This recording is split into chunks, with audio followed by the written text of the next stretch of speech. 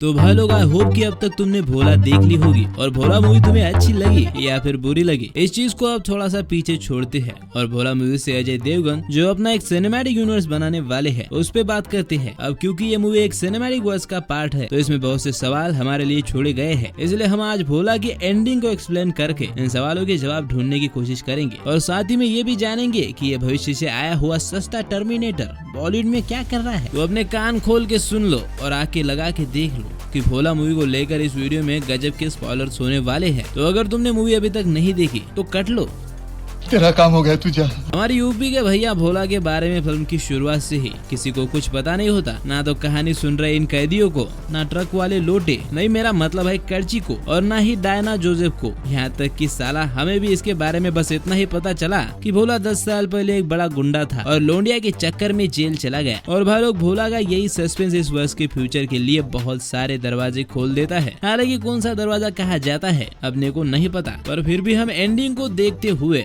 भोला की हिस्ट्री जानने की पूरी कोशिश करेंगे। तो इधर भोला भैया 10 साल बाद जेल से छूटे हैं और उधर डायना मैडम ने 1000 करोड़ रुपए के कोकेन के साथ हरामी नटारी को भी जेल में डाल दिया है। और इधर इस टकले नारकोटिक्स ऑफिसर की नटारिया के भाई अश्वत्थामा से डील हो गई है कि तुम मुझे खून दो, मैं तुम्हें आजादी दूंगा। क्या बोला तूने? मेरा मतलब है कि तुम्हारा पकड़ा हुआ कोकेन कहाँ है मैं बताऊंगा और बदले में 50 करोड़ तुम मुझे देना। अब बेटा कहानी चल पड़ती है और क्लाइमैक्स आते आते अपने को भोला का भौकाल पता चल जाता है। रात भर में ये बंदा 70 से भी ज्यादा हरामियों को टपका चुका होता है और आखिर क्यों इसको देखते ही सबकी फट जाती है। इसके पास में इसने ऐसे कौन से झंडे गाड़े थे कि नटारिया से लेकर इस गंजे ऑफिसर तक इसका नाम सुनते ही सबकी फटके हाथ में आ जाती है।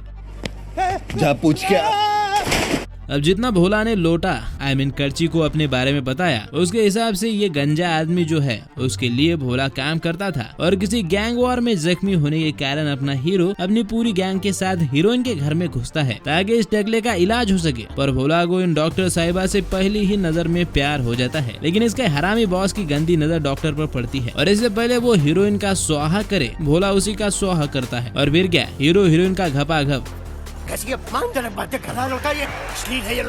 तो लोंडिया के चक्कर में भोला बॉलीवुड के पुराने हीरो की तरह सब बुरी चीजें छोड़ देता है, लेकिन अब होती है सस्ते टर्मिनेटर की एंट्री जो शायद इस वर्ष का थैनोस है। अब यार इसके आते ही अपने भौकाल से भरे भोला के चेहरे पर एक डर नजर आता है जो इस कैरेक्टर के पावर को रिप्रेजेंट करता है। अब जो आदमी एक रात में लाशों का ढेर लगा सकता है वो अगर किसी से डरता होगा तो ये लोह पुरुष कितना बैडएस है इसका अंदाजा तुम लगा लो। वैसे उसके बाद क्या होता है ये फिल्म में नहीं दिखाया गया है, शायद पार्ट 2 के लिए बचा कर रखा है, पर मैं जानता हूँ कि तुम्हें ये सब अभी जानना है और टेंशन मत लो, मैं हूँ ना। तो मेरी फिल्मी दिमाग के हिसाब से ये टकला जो है वो इसी लोह पुरुष का भाई होगा या फिर इसके लिए काम करता होगा। यानी कि अगर टेक्निकली देखा जाए तो इस टर्मिनेटर के लिए भोला भी काम करता है, इसलिए अब या तो इसके इमोशन हर्ट हुए हैं या फिर बिजनेस, और इसलिए वो बदला लेने के लिए भोला की मारने आ गया हीरोइन। अब क्योंकि भोला ने हथियार त्याग दिए थे तो वो इसका मुकाबला नहीं कर पाया और इस सस्ते टर्मिनेटर ने उसकी बीवी को मार के इल्जाम भोला पे लगा दिया। पर फिर ये बच्ची कहाँ से आई?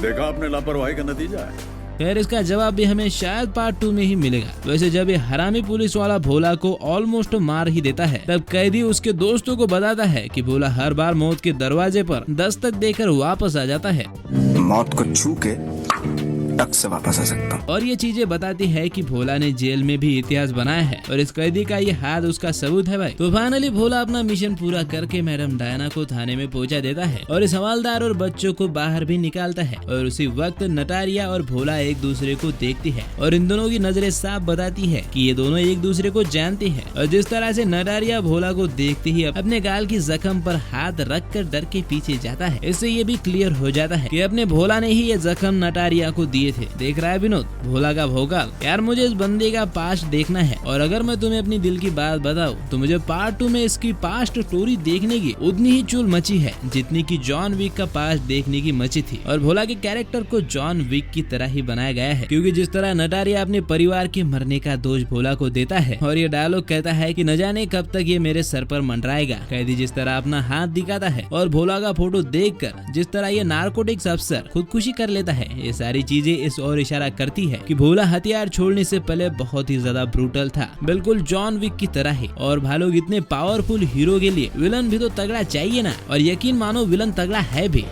अच्छा ठीक है, तो अगर हम पोस्ट क्रेडिट सीन की बात करें तो बिग बी के सुपुत्र अभिषेक बच्चन सस्ते टर्मिनेटर की तरह हमको दिखाते हैं, जिनका नाम पता या फिर भोला से क्या कनेक्शन है हमें कोई आइडिया नहीं है, पर इनका एक अपना साम्राज्य है और जिस तरह से इन्होंने भोला का नाम सुन के बंदूक को पिचकाया है, इनके ताकत का अंदाजा लग जाता है। और ये 10 साल से भोला का इंतजार कर रहे हैं, मतलब दुश्मनी काफी गहरी है, यानी कि भोला और ये भाई साहब जिगरी दुश्मन है। तो भाई लोग असली मजा अब आएगा, क्योंकि कहानी की शुरुआत अब होगी, जहाँ एक तरफ भोला अपनी बेटी के साथ सुखी परिवार बसाने चला गया है, वही दूसरी तरफ अपने टर्मिनेटर भाई साहब पूरी ताकत से उसे मारने आएंगे। तो तुम यूँ समझ लो कि असली कहानी अब शुरू हुई है। और जैसा कि मैंने कहा, मैं भोला के पार्ट 2 के लिए काफी ज्यादा एक्साइटेड हूँ। वैसे तुम्हारा इस पर क्या कहना है मुझे कमेंट में जरूर बताना। वीडियो अगर अच्छा लगा हो तो लाइक और शेयर जरूर करना, और ऐसे वीडियोस के लिए चैनल को सब्सक्राइब भी कर ही दो। अब यार वैसे तो मुझे इस पर बहुत सारी बातें करनी है, लेकिन फिर कभी और वीडियो में कर लेंगे। तो फिर मैं चलता हूँ, आज की वीडियो में बस इतना ही। हम मिलेंगे अगली वीडियो में, तब तक आप फिल्में देखो।